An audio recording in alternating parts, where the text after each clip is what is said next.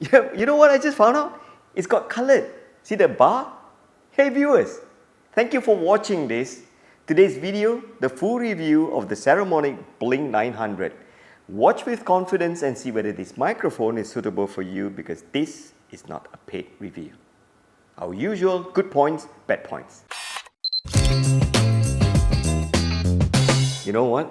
This has got to be good point number one. It's so refreshing to see colored display on the transmitter and receiver units.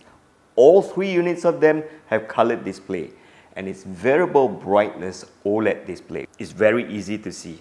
You know, it's not one of those that you got to figure out what the icon is. The words are really sharp and clear. You know what? We should be swapping mic now. From this point onward, I'm going to be using one unit of the transmitter, and Yi Chong is going to connect the receiver to his camera.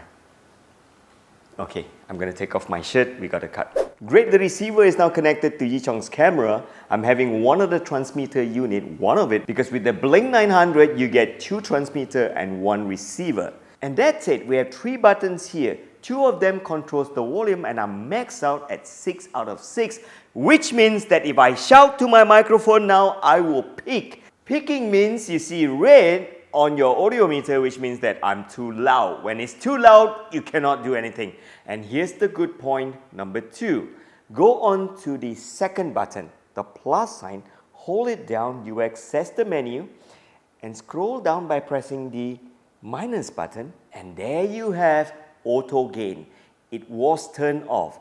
I'm gonna press the plus button again, turn this on, hold this back down, and now I can yell to my capsule and it will still not pick. Wow, this is really cool, isn't it? Yell, yell, yell, yell. You know what? I should pass this to my wife. And no picking. I think she heard me. Oh, you know what I found out? If you enable auto gain, you see auto, the word next to the microphone. You see? Just now it was showing 6 out of 6. Now it just shows a microphone symbol and the word auto, which is the default mode you should have on, right? Can I ask you a question? This is all done with the transmitter unit. You don't need to do this with the receiver unit, right?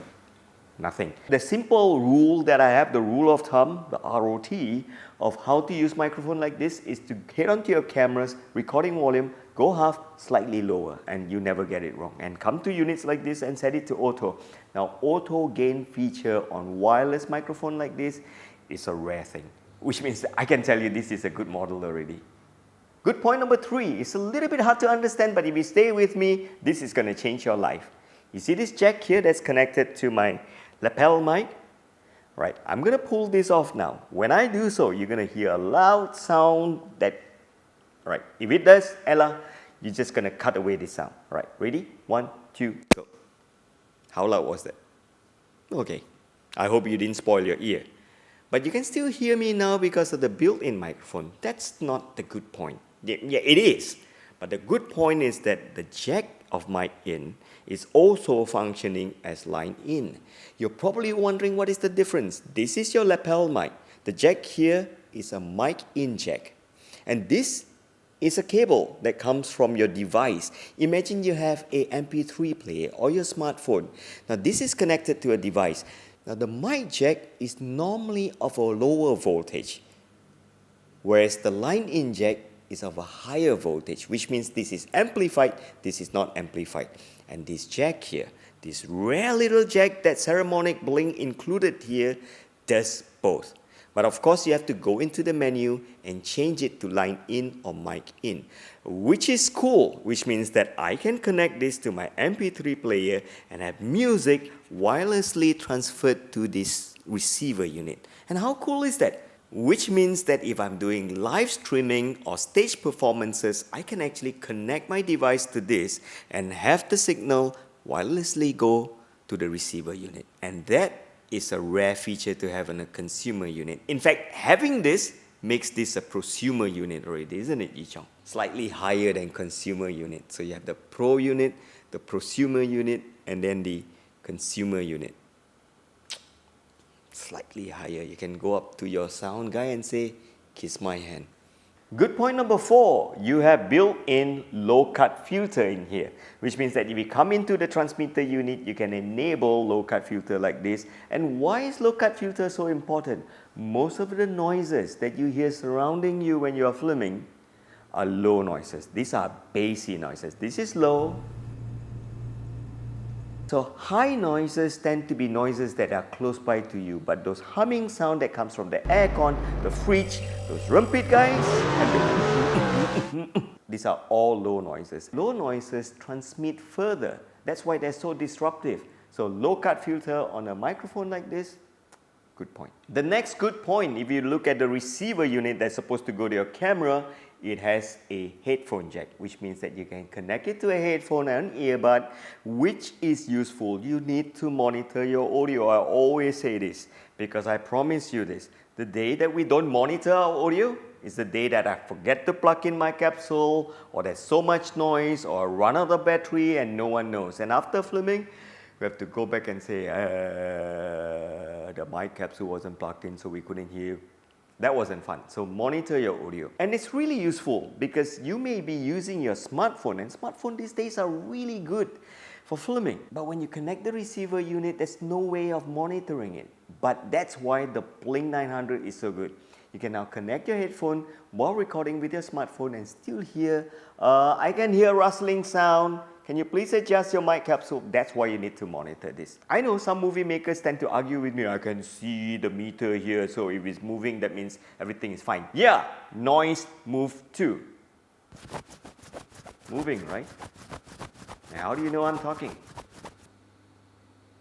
Next good point, mono or stereo output choices. What are they?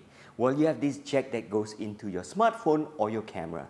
This can output as mono track or stereo. Mono means you have your transmitter A and transmitter B coalesce into a mono track, which means that if you have actor A and actor B talking, you will only get one track. You cannot separate them.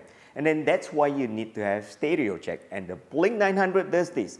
If you go into the menu, set this to stereo, and then you can have A coming in as left channel and then B coming in as right channel. So actor A and actor B's track are separated, which means that you can go to editing and tear this apart and do whatever you want with it. With mono, you cannot do this. Okay, the usual number good point, 8 hours battery life. I believe so because I've been using Saramonic. How many Saramonic have we used? 4? About that. We bought 3 ourselves, right? And then it's 100 meters transmission. This is my favorite good point. All in a supple charging case like this. And when you open this, wow, look at this. It's magnetic. This is beautiful. This is where I can even put the, you know what? Look at what you get right out of the box. Oh, look, this is where you charge the whole case. And it's got this battery life indicator and also this little button. All right, I told you that the case was my favorite good point. No, I changed my mind. We just found out something totally cool. This transmitter unit here with the clip is actually magnetic. And viewers, the bad points of the Blink 900. Number 1 has to be the long presses on the menu button. I can understand that you only have 3 buttons, totally good. But to access the menu, I need to press long press on the plus button. That brings me in. But to go in again, all these long presses to change the value of each setting, that's totally not fun. That long press again. And I always forget whether it's to long press on the plus button or the minus button. And the next bad point, what's the next bad point? The price seems kind of high. Okay, how much is it? When you mention high, viewers, when somebody mentions that the price is more expensive, more high, they are comparing it with someone. And here's the biggest problem and dilemma of reviewers of such wireless microphone. I bet you are trying to compare this with the Rode, right? The Rode 2. That's because the Rode were probably the first brand that created the 2 transmitter and 1 receiver in such small package with rechargeable battery. So almost every YouTube video I see people reviewing microphone, they tend to compare it with the Rode. That's not correct because look at the Rode 2. What do you get? You don't get a charging case, right? So if you look at Blink 900, you get a charging case, right? Everything is included. So viewers, here's what I want you to understand, the process that we go through here, that we have producers going through and trying out the products, and I do that too. And then sometimes we do get good points and bad points that we debate about a lot. So Yi Chong finds that the price is not cheap. And I find that the price is reasonable because when I get this microphone, I don't need to do anything else. I don't need to fire up my Tinkercad, and then I don't have to design a cradle to do anything. So the point is that, yes, it is not cheap, but the point is that you get everything. So in a way, if you're a beginner and then you plan to buy one microphone, which you should, get one that is good, that will last you a long time. And when I say long time, I mean 4 to 5 years. Nothing will last you a lifetime. The next bad point, my producer Yi Chong feels that the case is large. For me, if I own this microphone, I feel that I should show off. It should be big. It's like buying a Maybach. It's supposed to be big. And that, from producer's point of view, is the last bad point of the Blink 900. Allow me to add one.